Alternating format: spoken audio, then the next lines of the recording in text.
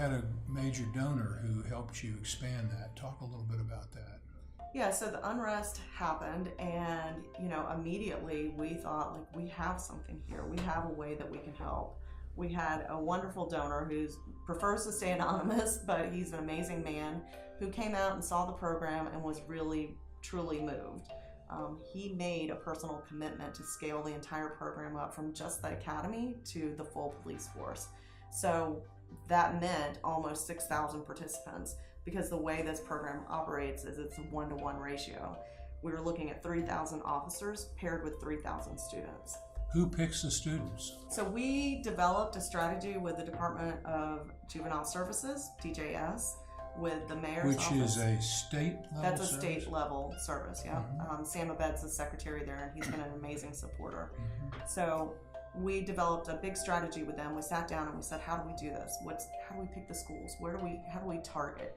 And so we have this massive spreadsheet that we use, and we looked at crime data, education statistics. So we're looking at where are violent crimes happening, where's the highest dropout rates, suspensions, expulsions, where are those happening? And it's created a weighted scale by neighborhood.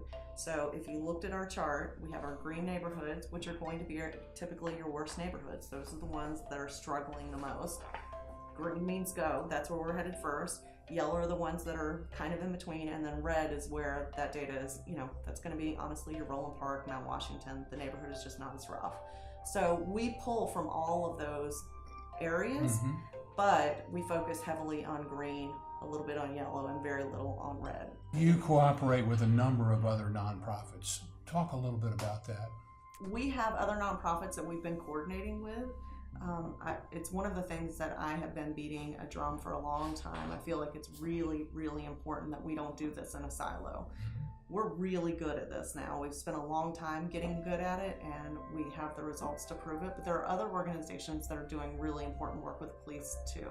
And I think there's some very interesting ways that we could all dovetail with each other, so that as people are leaving our program, they're getting fed into another program that helps maintain the relationships that are being developed.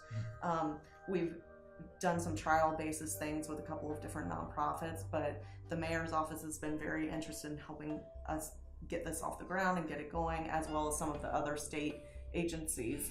So right now we're in the process of building a collaboration and trying to build this coalition that would all work together. Are there some other nonprofits, or are there some people in the community that we ought to highlight? Well, I think some people that have been really interested in the same work that we are groups like Mediation Maryland, the Department of Juvenile Services. The state's attorney's office has really dove in deep and spent some time talking with us about this. Cal Ripken's Foundation, they have a program called Badges to Baseball. So there's a handful of groups that all feel the same way. I mean, this is a problem around Baltimore, period. I think if you talk to any nonprofit leader, they're gonna tell you, like, there's a lot of overlap. We all ought to be talking together. If we could coordinate the work, we could get so much more done. So I think this is sort of our first attempt to say, let's try to do it. Like, let's actually put our money where our mouth is. Let's all sit down at the table, and we sat down at this table and spent some time talking about what that could look like. Now, talk is cheap. So we've got to make it happen, and we're looking to funders. We've actually got a couple of requests out right now to be able to fund a collaboration, because at the end of the day, all of us, need help to get this done. Talk a little bit about how you have constructed your board of directors, and how you got some very interesting, very able people, Luke Cooper, people like that. So I think our board comes to us from all over the place. There are some board members that have been here before I got here, and there are some that we've recruited more recently. We're in this sort of effort to make sure that we're bringing new blood in, like every nonprofit is. And I think that we have a really unique board. I say this over and over to anybody who will listen. I have one of the best boards ever. We have a very collegial board.